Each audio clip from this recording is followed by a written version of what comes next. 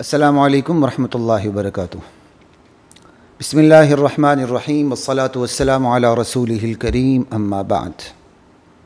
ख़वातीन व हज़रात, 14 अगस्त 2021 योम आज़ादी आप सबको मुबारक हो।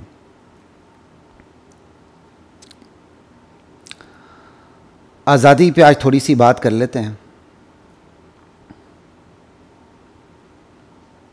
ये आज़ादी जो हमें 1947 के आखिर में मिली, 14 अगस्त को या 15 अगस्त को, इसका आगाज़ बाकायदा तौर पर कब हुआ था? आज़ादी की जो कोशिशें हैं, मैं इनके आगाज़ की बात कर रहा हूँ। जब अंग्रेज़ बहादुर शाह ज़फ़र के आखिरी दौर में, जब अंग्रेज़ ने, फ़रंगी साम्राज्य ने अपने पंजे गाड़ लिए इस धरती पर, और फिर बाकायदा 1857 में हमें मुकम्मल तौर पे शिकस्त हो गई और फ़रंगी साम्राज्य का राज इस धरती पर कायम हो गया। 1857 की जंग आज़ादी, 1857 की जो जंग आज़ादी की नाकामी हुई, और 1857 से ही हमारे बड़ों ने, हमारे आबा व अजदाद ने आज़ादी की काविशें और कोशिशें शुरू कर दी। 1857 से कोशिशें तो पहले से थी, लेकिन अंग्रेज़ अपने मजबूत पंजे गाड़ता चला गया और यहाँ तक कि हमारी नाकामी का ऐलान हो गया और हमने शिकस्त भी बाकायदा, यानी शिकस्त भी मान ली कि हमें शिकस्त हो चुकी है। हमारे बड़े मुख्तलिफ़ मैदानों में आगे कि अब फ़रंगी साम्राज्य का मुकाबला कैसे करना है। आज़ादी की कोशिशें बरह रास्त भी शुरू हुई, बिलवास्ता भी शुरू हुई। 1857 से लेकर 1947, 14 अगस्त 1947 की सुबह तक ये कोशिशें होती रहीं। तकरीबन इस 90 बरस के अरसे में 90 साल, 9 दिहाइयाँ गुजरीं और ये कोशिशें, काविशें 14 अगस्त या 15 अगस्त को नतीजे साबित हुई। 14 अगस्त 15 अगस्त ये ना समझे मुझे पता नहीं, अल्हम्दुलिल्लाह पता है तो आपको 14 अगस्त या 15 अगस्त की बात कर रहा हूँ। इस मौजू पर बात करने का ना फ़ायदा और ना मौका है। पाकिस्तान की जो पहली करेंसी है, पहला सिक्का है, उस पर तारीख़ देख लीजिएगा, और भी बहुत सी बातें हैं जो इस वक्त मौका नहीं और न ये मौजू है। बात करने की ये है कि जो हमें आज़ादी मिली, ये आज़ादी हमने क्यों ली या हमें क्यों मिली? हम किससे आज़ादी मांग रहे थे? आज़ादी कौन मांग रहा था? कब से मांग रहा था? किस लिए मांग रहा था? ये हैं सवालात जिससे हकीकत बिखर निखर के सुथर के सामने, निथर के सामने आ जाती है। आज़ादी क्यों मांगी जा रही थी? आज़ादी इसलिए मांगी जा रही थी कि अंग्रेज़ ने इस धरती पर, फ़रंगी साम्राज्य ने इस धरती पर गासिबाना कब्ज़ा किया हुआ था। इसलिए मांगी जा रही थी कि वो इस कब्ज़े को छोड़ दे और अपने घर वापस चला जाए। किससे मांगी जा रही थी? बहरहाल जो मुसल्लत था उसी से मांगी जा रही थी, अंग्रेज़ से मांगी जा रही थी। हिंदू भी मांग रहा था, मुसलमान भी मांग रहे थे। पूरा हिंदुस्तान फ़रंगी साम्राज्य से आज़ादी मांग रहा था। कौन मांग रहा था? पूरा हिंदुस्तान मांग रहा था। लेकिन याद रखिए, सफ़े अव्वल में मुसलमान थे, मुसलमान, क्योंकि मुसलमानों से ये ममलिकत, खित्ते हिंदुस्तान, खित्ते हिंद छीना गया था। इसलिए सफ़े अव्वल में मुसलमान थे, और मुसलमानों की सफ़े अव्वल में भी सबसे बड़ी जो मुअस्सिर तरीन, सबसे बड़ा जो मुअस्सिर तरीन तबका था, वो मजहबी तबका था, दीनदार तबका था, उलमा का तबका था, तुलबा का तबका था। ये हिंदुस्तान के आलिमान और तालिबान थे। जो फरंगी साम्राज्य से आजादी मांग रहे थे, बाकी सब पीछे थे। ये बात याद रखिए, ये एक दुखती हकीकत है जिस पर कोई रोशनी डालने के लिए तैयार नहीं होता। यहां तो हमने ऐसे ऐसों को भी हीरो बना दिया जो ताज बरतानी को न सिर्फ तस्लीम करते थे बल्कि ताज बरतानिया के साए में ममलिकत मांगते थे, या कोई खुद मुख्तार रियासत मांगते थे, या खुद मुख्तार रियासतें मांगते थे। ठीक है ना। ये तो सिर्फ मुसलमान थे जिनकी वजह से मगरिबी इस्तेमार की हेबत, उनका रोब दबदबा तहलील होकर रह गया। सफ़े अव्वल में मुसलमान थे, कुर्बानी देने वाले मुसलमान थे, जिनके मफादात दाव पे लगे वो मुसलमान थे, जिनकी जायदादें दाव पे लगी वो मुसलमान थे, जिनके तालीमी इदारे तबाह बर्बाद हुए वो मुसलमान थे, जिनका निज़ाम तालीम, जिनका निज़ाम कानून तलपट हो गया वो मुसलमान थे, जिनकी जायदादें उठा के गद्दारों को दी गईं, जिनसे उठाया गया वो मुसलमान थे, जिनको दिए कि वो गद्दार मुसलमान थे, जो आज भी हुक्मरान हैं मुख्तलिफ सियासी पार्टियों के अंदर रहते हुए इसी ममलिकत के ऊपर। लेकिन जिन्होंने सच्ची आज़ादी मांगी वो मजहबी तबका था, मुसलमानों का तबका था, उलमा का तबका था। ये हिंदुस्तान के आलिमान और तालिबान थे जो फरंगी साम्राज्य को इस खित्ते से निकालना चाहते थे। और ये भी याद रखिए कब से मांग रहे थे, जब से अंग्रेज का तसल्लुत हुआ उस वक़्त से मांग रहे थे, मुतालबा कर रहे थे। जिहाद के मैदान में भी उन्होंने मुकाबला किया। जब जिहाद के मैदान में पसपाई हुई, तालीमी इदारों में हमारे उलमा मोर्चाजंद हो गए। ये बात याद रखिएगा। 90 सालों से मांग रहे थे बाकायदा, 1857 से अगर हिसाब करें तो हर हरबा इस्तेमाल किया, हर कोशिश बरोए कार लाए, हर काविश कर डाली। इसलिए इस हकीकत को कभी भी नजरअंदाज न करें। यह ऐसा नहीं हुआ 1940 में करारदाद लाहौर पाकिस्तान पेश हुई, 47 में पाकिस्तान बन गया। इन्ना लिल्लाहि व इन्ना इलैहि राजिऊन। मैं करारदाद लाहौर की नफी नहीं कर रहा, जिसे बाद में करारदाद पाकिस्तान कहा गया, और उसी करारदाद लाहौर के अंदर एक रियासत का जिक्र नहीं था, खुद मुख्तार रियासतों का जिक्र था, यूनिट नहीं, यूनिट्स। वो तो 1940 के अंदर आके फिर करारदाद पाकिस्तान में लाहौर में तरमीम हुई, यूनिट्स की जगह यूनिट कहा गया 1940 में। उस वक्त तो बाकायदा पाकिस्तान का कॉन्सेप्ट ही क्लियर नहीं था, भाई खुद मुख्तार रियासतें होंगी या रियासत होगी। मैं करारदाद लाहौर की नफी नहीं कर रहा, मैं करारदाद पाकिस्तान की नफी नहीं कर रहा, लेकिन आपको यह बताना चाहता हूं कि कुर्बानियां किस तबके ने सबसे ज्यादा दी और किस तबके ने पाकिस्तान बनने के बाद पाकिस्तान से फायदा उठाया, यह बताना चाह रहा हूं। बस इस पर कोई रोशनी नहीं डालता बल्कि रोशनाई डाल देता। ला इलाहा इल्लल्लाह। तो ऐसा नहीं हुआ मेरे मेहरबानों। 1940 में एक करारदाद पढ़ के मुतालबा किया गया, अंग्रेज हिल के रह गया, पता नहीं करारदाद से मेरा क्या बनेगा, उसकी टांगे कांप गईं और फौरन वो आमादा हो गया, 47 में पाकिस्तान बन गया। नहीं भाई, 90 साल खाक व खून के समंदर हमारे आबा व अजदाद ने अबूर किए हैं, सजाएं खाई हैं, फांसी घाट कम पड़ गए थे। ये बात याद रखिए, एक एक दिन में सैकड़ों हजारों उलमा को फांसी पे चढ़ाया गया। ये एक अलग दुखती दर्दनाक तारीख है जिस पर मट्टी पाव की पॉलिसी जारी है। क्या अजीब ड्रामा है, 90 साल की कोशिशों और काविशों पर मट्टी पाव पॉलिसी पर अमल करते हुए 40 पे करारदाद पास हुई, 47 में पाकिस्तान बन गया। आप अपने सगे भाई से किसी करारदाद के जरिए एक मरला प्लाट तो छुड़ा के देखें जरा, मैं देखूं, चैलेंज देता हूं आपको। कभी करारदादों से भी मुल्क मिला है? महज करारदाद से। मैं करारदाद की नफी नहीं कर रहा, यह बात याद रखें। अल्हम्दुलिल्लाह मुहिब वतन पाकिस्तानी हूं, अल्लाह का शुक्र है, और पाकिस्तान से मोहब्बत इस्लाम की बुनियाद पे रखता हूं। बस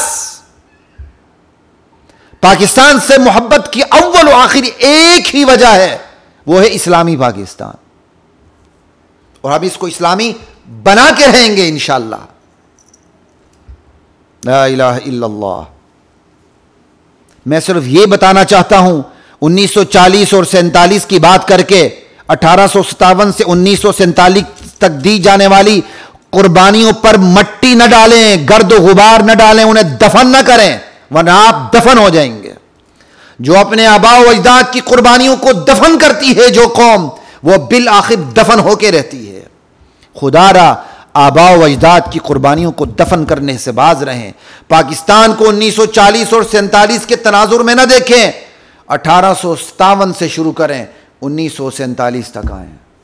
यह है हकीकत। फिर आपको पाकिस्तान की कदर भी आएगी, फिर आपको पता भी चलेगा यह पाकिस्तान लिया क्यों गया था, इसका मुतालिबा क्यों किया गया था, किन से किया गया था, किस लिए किया गया था।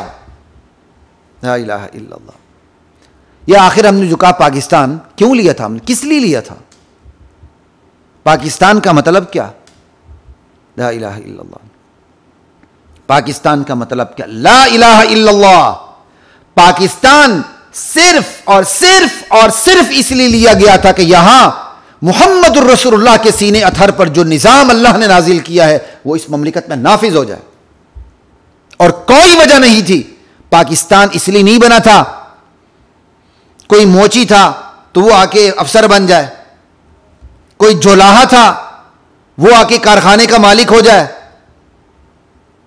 किसी को रोटी नहीं मिलती थी वो रोटी कपड़ा मकान का मालिक हो जाए, अच्छी फिजा में आ जाए, इसलिए पाकिस्तान नहीं बना था। पाकिस्तान सिर्फ और सिर्फ इसलिए बना था यहां ला इलाहा इल्लल्लाह मुहम्मदुर रसूलुल्लाह की हुकूमत हो, बस। और वैसे एक आपको एक और बात बता दूं, होना तो यह चाहिए था अंग्रेज फरंगी साम्राज्य पूरा खित्ते हिंद हमारे सुपुर्द करके जाता।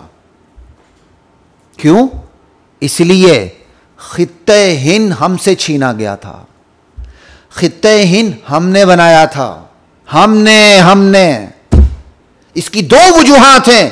अंग्रेज ने हिंद को हमसे छीना था, हमें वापस देता अगर उसके अंदर इंसाफ की जरा भी रमक होती, और दूसरी वजह यह है खित्ते हिंद बनाया ही हमने था, हमें वापस मिलता।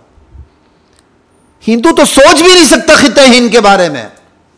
हिंदू बुनिया तो छोटी छोटी रियासतों में बटा हुआ था।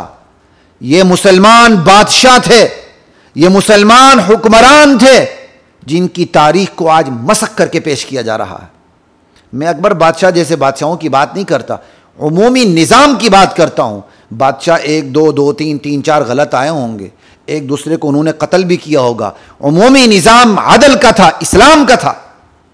हमारा कानूनी निज़ाम भी इस्लामी था, हमारा तालीमी निज़ाम भी इस्लामी था। और क्या चाहिए था हमें? और ये निज़ाम इतना मजबूत था, अकबर बादशाह जैसा बेईमान, लादीन, बेदीन भी इस निज़ाम को छेड़ नहीं सका, दफन हो गया। इतना मजबूत तरीन निज़ाम था। कोई बादशाह अगर फिरौन जैसा आया है वो इस निज़ाम को हिला नहीं सका, खुद लापता हो गया। ला इलाहा इल्लल्लाह। होना तो यही चाहिए था कि हिंदुस्तान अंग्रेज ने हमसे छीना था, हमें वापस देता। हिंदुस्तान हमने बनाया था, हमें वापस देता। हिंदुस्तान पूरा खित्ता हिंद ये तो छोटे छोटे टुकड़ियों में, टुकड़ों में बटा हुआ था। इन तमाम टुकड़ों को, टुकड़ियों को मुत्तहिद करके खित्ते हिंद की शक्ल देना यह मुसलमान हुक्मरानों ने, बादशाहों ने किया था। जमहूरियत के जोर पे नहीं, फुतुहात के, इस्लामी फुतुहात के जोर पे, इक़दामी जिहाद के जोर पे। ला इलाहा इल्लल्लाह। तो ये हमें वापस मिलना चाहिए था, लेकिन अंग्रेज ने ऐसा नहीं किया। उन्हें पता था मुसलमान फिर से मजबूत हो जाएंगे। ठीक है, अंग्रेज ने उसको दूसरी जंग अजीम की वजह से इस खित्ते से जाना ही जाना था। उसने सोचा क्या करूं, उसने हिंदुस्तान को टुकड़ों में बांटने की पूरी तरकीब कर ली। पहले तो इसकी 90 साल तक इसकी दौलत बाहर ले जाता रहा, और दौलत के बलबूते पर अपनी सनअत को, अपनी साइंस को तरक्की देता रहा, अपनी टेक्नोलॉजी को तरक्की देता रहा। जब जाने का वक्त आया तो उसने टुकड़ों में बांटने का फैसला कर लिया।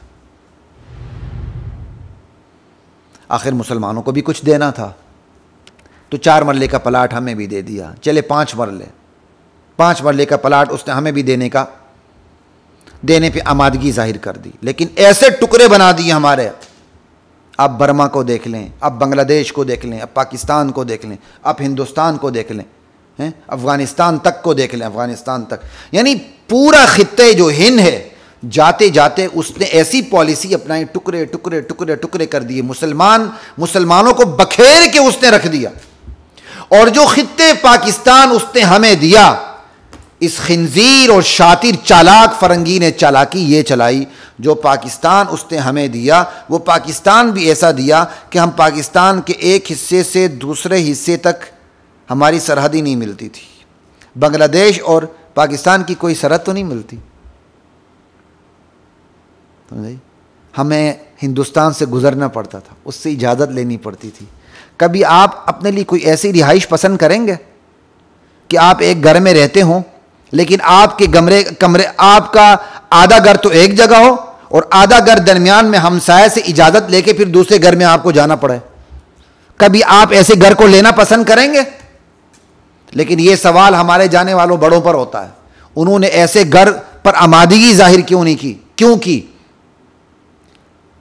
जिसकी सरहदें इतनी बुरी तरह मसक की गई और जिसकी बाउंड्रीज इस तरह बुरी तरह मसक की गई और जिसका हुदूद अरबा ऐसा था कि हम अपने ही कमरे से दूसरे कमरे में जाने के लिए, मैं अपने घर से दूसरे कमरे में जाने के लिए मुझे दुश्मन से इजाज़त लेनी पड़ती है।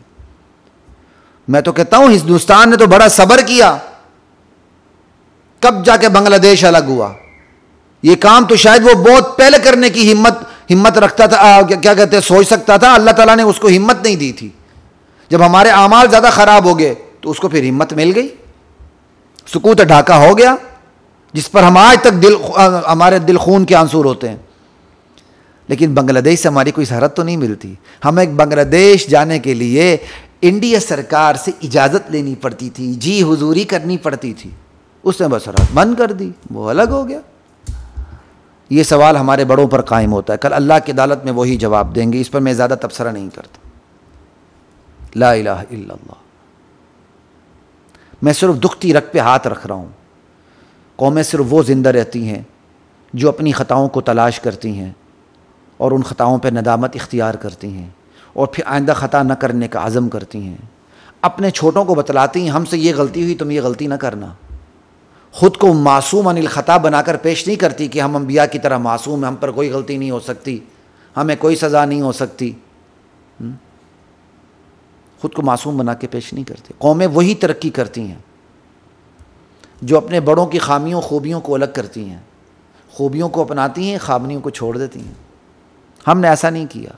हमने अपनी शख्सियात की पूजा शुरू कर दी, पूजा जो ना ना ना हमारे बड़ों से तो कोई गलती हुई नहीं थी, सिरे से नहीं हुई थी, जिसकी वजह से आज तक हम भटक रहे हैं। मैदान में जीतते हैं, मुज़ाकरात के मेज़ पे आके हार रहे होते हैं। ये खुदा की मार और सज़ा है ना। तो खैर हमारी बात हो रही थी कि मुत्तहिदा हिंदुस्तान पर आज तक हिंदुओं ने हुकूमत नहीं की। मुत्तहिद हिंदुस्तान तो हमने हिंदुस्तान के रियासतों को मुत्तहिद करते एक मुत्तहिदा हिंदुस्तान बनाया था और अंग्रेज़ ने जाते जाते इसके बुखरे करने की कोशिश की। पाकिस्तान भी ऐसा नक्शे का दिया कि बंगाल एक न एक दिन उसने अलहदा होना ही था। तो पाकिस्तान बनते हुए पहले से ही ज़हन में था कि पाकिस्तान एक नहीं रहेगा, ये भी कम से कम 2 टुकड़ों में बढ़ जाएगा। और आज इसको 4-5 टुकड़े करने की कोशिश हो रही है, लेकिन इंशाअल्लाह ऐसा नहीं होगा। अल्लाह ऐसा नहीं होने देंगे, इंशाअल्लाह क़यामत तक ऐसे नहीं होने देंगे इंशाअल्लाह। लेकिन हमारे आमाल का भी तो कोई बहुत बड़ा किरदार होता है। अल्लाह हमें अपने आमाल सुधारने की तौफीक अता फरमाए, वरना 55% हिस्सा तो बांग्लादेश की सूरत में अलहदा हो चुका। लेकिन हम सुकूत ढाका से सबक लेने के लिए तैयार नहीं है, तो फिर अंजाम की तरफ सोचते हुए बंदा हिल जाता है कि आगे हमारा क्या बनेगा। बांग्लादेश अलग हो गया, पाकिस्तान अलग हो गया, फिर इसी तरह हिंदुस्तान के अंदर कितनी बड़ी तादाद मुसलमानों की है। अब तीनों चारों जगह जो मुसलमान हैं, बर्मा को भी ले लें, हम एक दूसरे की मदद नहीं कर सकते। इससे बढ़कर खुदा की सज़ा क्या होगी। इससे बढ़कर हमारी हमाकत क्या होगी कि हम इस्लाम की बुनियाद पर अपने भाइयों की मदद करने के लिए तैयार नहीं हैं। अल्लाह हिफाजत फरमाए। खैर, पाकिस्तान की तहरीक चलती है तो हमारे उलमाए हक़ के दो ग्रोह हो जाते हैं। उलमाए हक़ की क़ियादत उलमाए देवबंद के पास थी। देवबंद के अकाबिरीन में दो ग्रोह हो गए। एक मौलाना हुसैन अहमद मदनी रहमतुल्लाह अलैह की क़ियादत में, एक समझ लें मौलाना शब्बीर अहमद उस्मानी, हज़रत थानवी रहमहुल्लाह। हज़रत थानवी रहमतुल्लाह अलैह की बुनियादी सोच थी जिस पर बाद में मौलाना शब्बीर अहमद उस्मानी भी आ गए। वो कह रहे थे पाकिस्तान बने कम से कम एक ऐसा टुकड़ा तो हो जिस पर इस्लाम नाफिज हो, हम दुनिया को दिखा सकें, अमल कर सकें, अवाम सुख का सांस ले सके, जाए नमाज से लेकर जाए इक़्तिदार तक सारा निज़ाम इस्लामी हो। जबकि मौलाना हुसैन अहमद मदनी रहमतुल्लाह अलैह की क़ियादत में उलमा का कहना यह था कि जो क़ियादत अपने 5-6 फुट कद के ऊपर इस्लाम नाफिज नहीं कर सकती, उस क़ियादत से ये उम्मीद ही नहीं रखी जा सकती कि वो 5-6 सूबों के ऊपर इस्लाम को नाफिज करेगी। तो किससे मुख्तसर मौलाना हुसैन अहमद मदनी मुत्तहिदा हिंदुस्तान की तकसीम के खिलाफ थे, पाकिस्तान के खिलाफ नहीं थे, याद रखिए, मुत्तहिदा हिंदुस्तान की तकसीम के खिलाफ थे। वो कहते थे अंग्रेज को जाने दो, हम हिंदुओं के साथ बैठ के अपने मामलात तय कर लेंगे, लेकिन अंग्रेज को जाने दो क्योंकि वो तो बंदर बांट करेगा। बंदर बांट का पता है ना, बंदर बांट करता है। वो कहते ये बंदर बांट करेगा, इसको जाने दो। और वैसे भी अकल का तकाजा यही था, हिंदू और तो अंग्रेज दोनों काफिर हैं, तो दोनों ने तो हमारे खिलाफ मुत्तहिदी होना था। तो मौलाना हुसैन अहमद मदनी की क़ियादत में उलमा का मौक़िफ़ ये था, अंग्रेज़ को जाने दो, हम हिंदुओं के साथ अपने मामलात को संभाल लेंगे। ना भी हुआ तो जहाँ जहाँ मुसलमान वहाँ वहाँ पाकिस्तान। लेकिन हज़रत थानवी रहमतुल्लाह अलैह के मौक़िफ़ के मुताबिक मौलाना शब्बीर अहमद उस्मानी रहमतुल्लाह अलैह की क़ियादत में जो तबका सामने है, उन्होंने कहा नहीं, पाकिस्तान बनेगा, हम मुस्लिम लीग की हिमायत करेंगे, पाकिस्तान बनेगा, इसमें इस्लामी निज़ाम आएगा। और इस वक्त दुनिया में कहीं इस्लामी निज़ाम नहीं है, खिलाफत उस्मानिया ख़त्म हो चुकी है, हम एक आइडियल इस्लामी रियासत दुनिया के सामने लाएंगे। बहरहाल उन्होंने मुस्लिम लीग की क़ियादत पर एतमाद करते हुए, ब्लाइंड ट्रस्ट करते हुए, जो सिर्फ अल्लाह पर होता है, बंदों पर नहीं हो सकता, ब्लाइंड ट्रस्ट करते हुए मुस्लिम लीग का साथ दिया। हमारे दोनों अकाबिर थे, दोनों हमारे लिए काबिल एहतराम हैं, हम दोनों के मौक़िफ़ को सलाम करते हैं। लेकिन सवाल ये है, जो दोनों मौक़िफ़ हैं अब तक किस पोजीशन पे जा रहे हैं?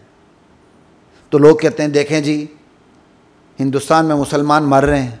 भाई हिंदुस्तान में मुसलमान इसलिए मर रहे हैं कि आपने उनको बेयार व मददगार छोड़ दिया, सप्लाई लाइन काट दी। सप्लाई लाइन तो ये दर्रा खैबर है, KPK है, सूबा सरहद है, हमेशा से यहीं से जाके हुक्मरानी हुई है। सप्लाई लाइन तो आपने यहाँ काट दी, जोग्राफिया बनाकर, ये अलग मुल्क है। तो हिंदुस्तान का मुसलमान तो बेयार व मददगार रह गया। तो आप ये इल्ज़ाम नहीं डर सकते, आप ये इल्ज़ाम नहीं लगा सकते कि देखें जी आज हिंदुस्तान के मुसलमान बेयार व मददगार हैं, तो इसी मौक़िफ़ की वजह जो हिंदुस्तान में रहे। भाई इतना बड़ा हिंदुस्तान में रहना तो था ना। अगर वो आगे से ये जवाब दे कि हम बेयार व मददगार इसलिए कि आप हमें मुसीबत में छोड़ के चले गए, आपके पास क्या जवाब है? इसलिए इन चीज़ों को ना छेड़ें। आज तक जो इस्लाम इस मुल्क में नहीं आया, ये न आना मौलाना हुसैन अहमद मदनी के मौक़िफ़ की तायीद करता नजर आता है। हाँ, अगर यहां इस्लाम पहले दिन से आ जाता या आज आ जाता तो हम मौलाना हुसैन अहमद मदनी के मौक़िफ़ को सलाम करके, सलाम मुतारका करके अलग हो जाते। लेकिन चूंकि आज तक इस्लाम नहीं आया, ये ना आना तो मौलाना हुसैन अहमद मदनी की मौक़िफ़ की तायीद करता नजर आ रहा है। मैं तायीद नहीं कर रहा, ये इस्लाम ना आना तायीद कर रहा है मौलाना हुसैन अहमद मदनी की मौक़िफ़ की। ला इलाहा इल्लल्लाह। ये इस्लाम ना आना अबुल कलाम आज़ाद के मौक़िफ़ की तायीद कर रहा है। अगर आप चाहते अबुल कलाम आज़ाद के मौक़िफ़ की तायीद ना हो, अगर आप चाहते हुसैन अहमद मदनी के मौक़िफ़ की तायीद ना हो, तो यहाँ इस्लाम नाफिज करें। हम कहेंगे नहीं, उनका मौक़िफ़ गलत था।